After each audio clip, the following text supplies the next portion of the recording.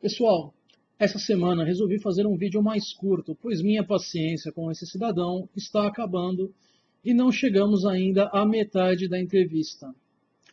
Ele, como vocês podem ver, é uma máquina de repetir falácias.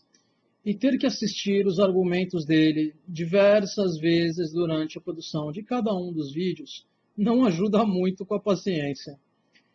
Então, essa semana, pegarei mais uns 5 minutos e pouco e um pedacinho da parte anterior para deixar claro que não estou cortando nada da entrevista. Se você que está assistindo esse vídeo agora não viu as 2 primeiras partes da entrevista que já foram comentadas, ou os vídeos onde eu forneço explicações plausíveis para alegações de avistamentos e abduções alienígenas e mutilações de vacas e similares, dê uma olhada na playlist Ufologia do meu canal. Essa semana eu vou ter que gravar mais uma vez apenas o áudio, pois ainda não resolvi o problema que tem causado uma falha na sincronia do áudio e vídeo nas últimas semanas quando gravo. Então, sem mais demoras, vamos à entrevista. Dos caiapós.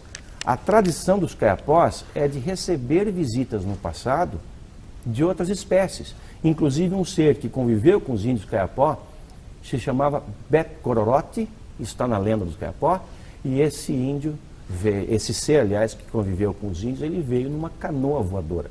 Canoas voadoras, barcos voadores, isso tudo está pelo folclore brasileiro. A Bíblia fala do Elias, né, das carruagens de fogo.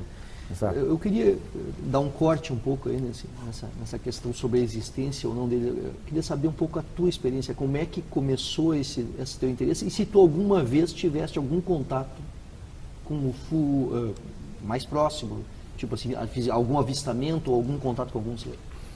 Eu acho que aqueles que me vêm defender esse tema com tanto entusiasmo, devem pensar, esse cara deve viajar para o planeta, algum planeta aí o tempo inteiro. Deve ter contato com os seres, deve ser amigo de extraterrestre, tomar café da manhã com ET, almoçar com outro tipo, mas não. Na verdade, o começo da minha investigação desse fenômeno foi bastante prosaica. Eu era um estudante e desde a minha adolescência me interessei bastante por isso. Ao mesmo tempo em que eu me interessava por química, eu pretendia ser um cientista, eu pretendia ser o que eu acabei sendo, professor de química, mas eu pretendia seguir a carreira química, mas me vi confrontado com o crescimento do interesse pelo fenômeno dos discos voadores, concorrendo com o meu interesse pela química. Um dia eu falei, não, é uma aventura muito mais interessante perseguir esse tema. Então não parei mais. Não tive contato assim de ver nave pousadas, não entrei em naves, não tive contato com ET, não conheço nenhum ET. Mas tive 2 experiências, assim, uma delas bastante marcante. A primeira ocorreu nos anos 92, 93, nos Estados Unidos, no deserto do Nevada. Eu estava fazendo uma conferência em Las Vegas, o ano correto é 92, e fui até uma área próxima da base chamada Área 51, que existe. Até um tempo atrás o governo americano falava, não, isso não existe, isso é conversa, Área 51. Espera, amor, pode se olhar até no Google, tá a Área 51 e todo mundo sabe o que se faz ali desde os anos 40. Tá? Então, ali por volta da meia-noite, no retorno a Las Vegas, pro hotel em que eu estava, eu fui só passear no deserto, o carro em que eu estava com outros 3 ocupantes foi seguido por uma luz intensa durante uns 40 minutos, fazendo com que todos nós tivéssemos assim um acometimento de sono terrível. Foi uma coisa bastante marcante que aconteceu, não sei se foi alguma coisa além disso. Agora, também é importante que se diga que as experiências dos ufólogos não contam muito para a sua pesquisa. Os ufólogos investigam casos ocorridos com tantas outras pessoas. Pessoas que vão de agricultores, ou frentistas de posto, ou estudantes, até professores universitários, pilotos, astronautas, generais. Por exemplo, eu tenho me dedicado nos últimos tempos a visitar países sul-americanos que têm organismos de pesquisas ufológicas oficiais, mantidos pelo orçamento dessas nações. O Uruguai, muita gente não tem ideia disso. Aqui ao sul do Rio Grande do Sul, o Uruguai, desde 1979, tem um organismo dentro da Força Aérea Uruguaia para pesquisas oficiais do fenômeno UFO. Ou seja, Deve haver esse fenômeno, porque senão os caras não iam estar gastando dinheiro para investigá-lo. E o que nós ouvimos lá? O que eu fui lá e ouvi, por exemplo, do comandante da entidade que pesquisa discos voadores dentro da Força Aérea Uruguaia, assim como eu ouvi depois, esse ano ainda, aqui no Chile, de um general, e no final da semana passada eu ouvi de um coronel da Força Aérea Peruana, militares todos, assim como os brasileiros, envolvidos em pesquisa ufológica. Aqui no Uruguai, eu recebi descrições de ocorrências ufológicas impressionantes. Casos em que, por exemplo, toda a defesa aérea do país foi tomada de assalto e esteve paralisada diante de objetos voadores não identificados que ficavam detidos sobre certas regiões do país, especialmente sobre Montevidéu. O mesmo se repetindo na travessia para Buenos Aires. Há casos, inclusive, de Boeings decolando do aeroporto de Ezeiza que tiveram que voltar porque no caminho se defrontaram com objetos voadores de grandes proporções. Grandes proporções. Isso foi investigado pela Força Aérea de ambos os países. E a Argentina, agora em 2010, restabeleceu o seu programa de investigação desse fenômeno oficialmente, e a Força Aérea Argentina também tem hoje uma entidade de pesquisa ufológica. Então, é o Uruguai, a Argentina, o Chile, o Peru e o Equador. São 5 países apenas nesse continente cujas forças aéreas têm verbas sendo destinadas, militares, pessoal, equipamentos, aviões destinados para a investigação desse fenômeno. A senhora tinha ouvido falar disso, professor? Não. Não, sinceramente não. Agora, se eu ligo, por exemplo, se eu ligo para o senhor, ou mando um relato de que eu tive um contato, por exemplo, né? Então, conto uma história, que sei lá, me encontrei, que fui conduzida a outro sistema solar, etc, etc. Como é que o senhor comprueba que o que eu estou falando, né, é verdade? É verdadeiro. Ou simplesmente é uma alucinação alucinação que eu tive, ou simplesmente, sabe, tem Pois pessoas que alucinam, claro. que alucinam. Né? Nós, tem pessoas, ufólogos, estamos mais a par disso, porque nós estamos vendo a alucinação de pessoas que então, descrevem ou seja, eu não, digamos assim, eu penso que existem fenômenos. E certamente eu não sou do cientista que o senhor pensa, que o cientista simplesmente se fecha, não é? E não quer aceitar porque nós não queremos ser, queremos continuar sendo a única civilização. Não é isso, é que o cientista sempre, não é, para dizer que um fato realmente existe, precisa de alguma forma uma comprovação. Mas para obter essa informação, o cientista tem que sair a campo. Só Ele não pedir, pode esperar que no seu gabinete ele vá receber essas evidências. Aliás, até poderia. Eu tenho o maior prazer de mandar evidências para qualquer cientista que queira. Agora, eles têm que correr atrás disso também. Ele conta a história dele e a que conclusões podemos chegar. 1. Ele acredita e tem uma necessidade disso, o que deixa claro a ocorrência de vieses cognitivos. 2. Sobre a Área 51. É engraçado que, dentre as várias alegações que se teve por anos na região da Área 51, uma muito comum era de UFOs triangulares. E alguns anos depois dessa onda, o que os Estados Unidos mostraram para o mundo nos conflitos do Golfo? Simples. O Stealth Bomber, que por um acaso é triangular. 3. Ele estava passeando com outros ufólogos e decidiram ir olhar a região da Área 51. Imagino que tenham ido à noite pelo relato, pois ele diz ter visto uma luz forte, coisa que seria mais evidente à noite. E então diz ter sentido sono. Sentir sono à noite depois de passar o dia trabalhando e durante uma viagem que levou o mesmo a um outro fuso horário. Realmente é um mistério isso, não?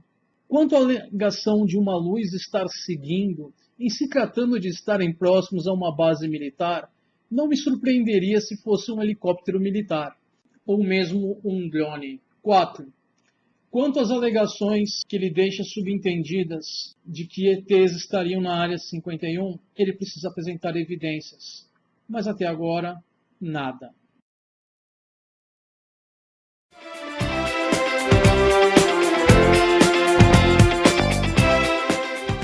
Quanto à alegação dele sobre ufólogos não usarem suas próprias experiências, bom, temos aí uma mentira descarada. Afinal, já tivemos ufólogos que faziam justamente isso. Em alguns casos, a ponto de virar religião. Mas voltando, um dos casos que se destaca pelo uso de experiências próprias é o do Urandir Fernandes, que é visto com infâmia mesmo entre o meio das pessoas que acreditam nas alegações de avistamentos e abduções. Com tantas pessoas fazendo alegações há décadas, deveríamos ter alguma prova, mas até agora, nada. Seja por parte do Gevaerd ou de qualquer outro ufólogo. Tudo que aparece são farsas e falácias. Sobre governos pesquisando UFOs, agora ele dá uns 180 nas declarações de que os governos acobertariam. No momento, pelo discurso dele, os governos são bonzinhos e querem descobrir. Mas deixemos isso de lado. Certamente, com governos de 5 países pesquisando apenas na América do Sul e tantos pesquisadores autônomos, certamente deveríamos ter alguma evidência, mas parece que não.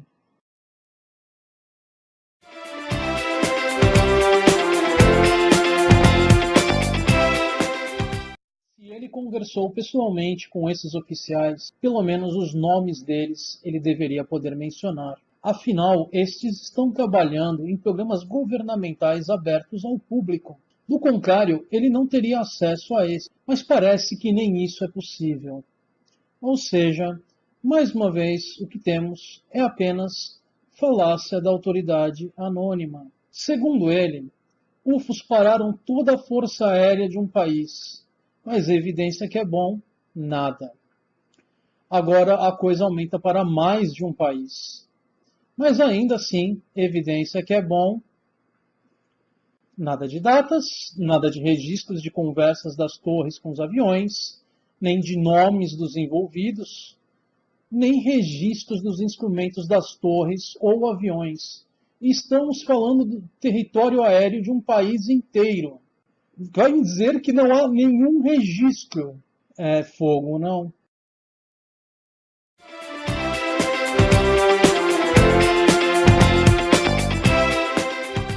Essa professora Miriane Pastorani é simplesmente maravilhosa. Ela nos deixa com uma descrição clara de como é produzido conhecimento científico.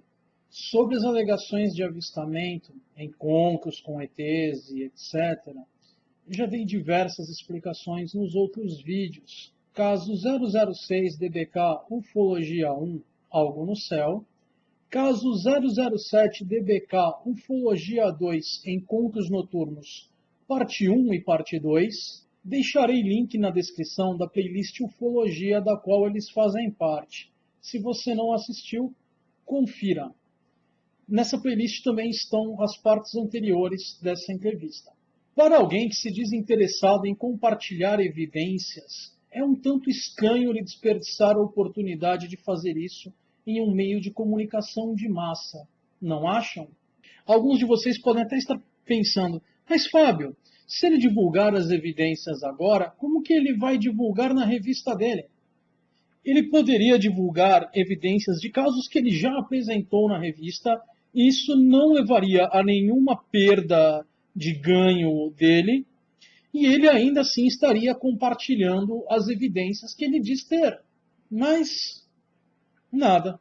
Se você que está assistindo tiver uma sugestão de tema ou vídeo que precisa de um olhar cético, entre em contato comigo na página de Facebook do canal. Por essa semana é só. Vida longa e próspera.